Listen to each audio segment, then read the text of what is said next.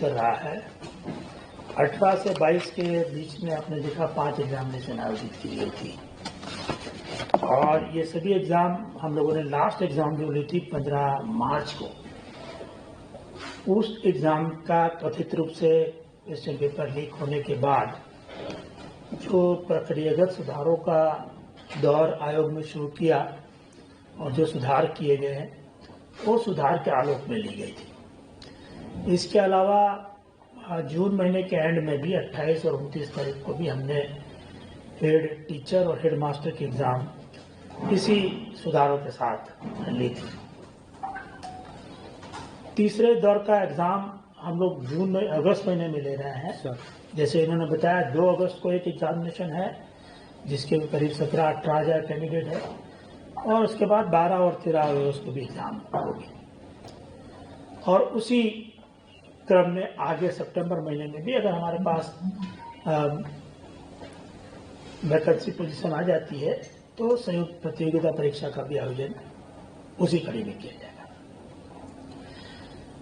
तो मुख्य रूप से आयोग ने जो सुधार उसमें लागू किए थे वो सुधार ये एग्जाम में भी चालू रहेंगे और उसको और इंटेंसिफाई किया जाएगा और इम्प्रूवमेंट किया जाएगा। जहाँ जहाँ कदाचार होने की संभावना है, जहाँ कोई अन्यथा बात है और जहाँ आयोग को कोई गैप नज़र आती है, वो गैप को प्लग करने के लिए जो प्रशासनिक कार्रवाई चाहे क्वेश्चन पेपर के ट्रांसपोर्टेशन में हो, सीलिंग पैकेजिंग में हो, रैपिंग स्टफिंग में हो या एक बार जिलों में पहुंच जाने के बाद केंद्रों तक पहुंचाने में हो, ये सभी स्तर पर जो जो इम्प्रूवमेंट की आवश्यकता है वो इम्प्रूवमेंट आयोग इस वाले में भी करेगा। जो अगस्त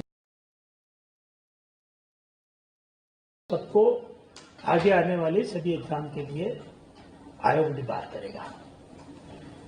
ये बात हम लोगों ने पिछली प्रेस कॉन्फ्रेंस में आपको कही थी कि आपके माध्यम से, मीडिया के माध्यम से ये बात सभी कैंडिडेट को पहुंचे कि कोई इस तरह के कोशिश ना करें। अगर कोशिश करेंगे पकड़े जाएंगे, डिबार होंगे, प्राथमिकी दर्ज होगी और उनका करियर दांव पर लग जाएगा, वो आगे अपना परीक्षा नहीं दे पाएंगे। इसी प्रक्रिया को और भी कड़ा बनाने के लिए भी आयोग ने कोशिश की है कि सभी कैंडिडेट का एक मास्टर डेटाबेस तैयार किया जाए जिसके आधार पर कैंडिडेट की पर्सनल जो डिटेल है उसको हम लोग एग्जामिनेशन के पहले ही उनसे कलेक्ट कर लें। ये डिटेल ऐसी होगी जिसमें चेंज होने या सुधार की संभावना नहीं है। जैसे कैंडिडेट का नाम है, डेट ऑफ बर्थ है, उनका 10th का सर्टिफिकेट है, 12th का सर्टिफिकेट, डिग्री का सर्टिफिकेट है, उनका कास्ट सर्टिफिकेट है। तो ये सब चीजें ऐसी है जिसमें सुधार की संभावना नहीं है। तो वन टाइम ये सभी इंफॉर्मेशन हम लोगों ने जो पिछली जो एग्जाम ली है उसमें भी हमारे पास है,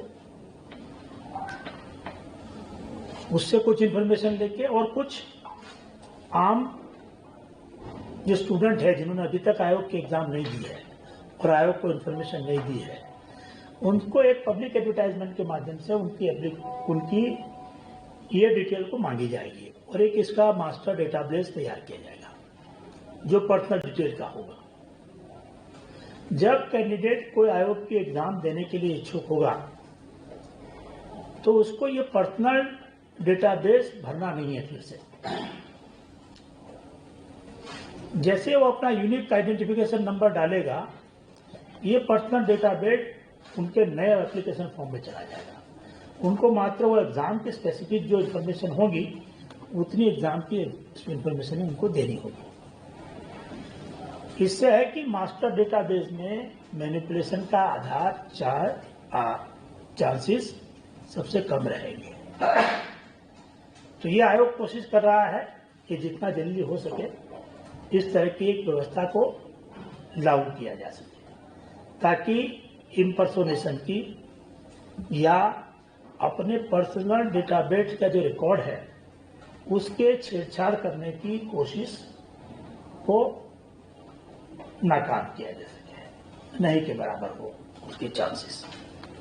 तो ये एक सुधार ऐसा है जो आगे आने वाले दिनों में आयोग की ओर से लागू किया जाएगा, स्पेशली तब जबकि राष्ट्रीय स्तर पर और राज्य स्तर पर भी परीक्षाओं के संचालन में कई तरह की चैलेंज आ रही है।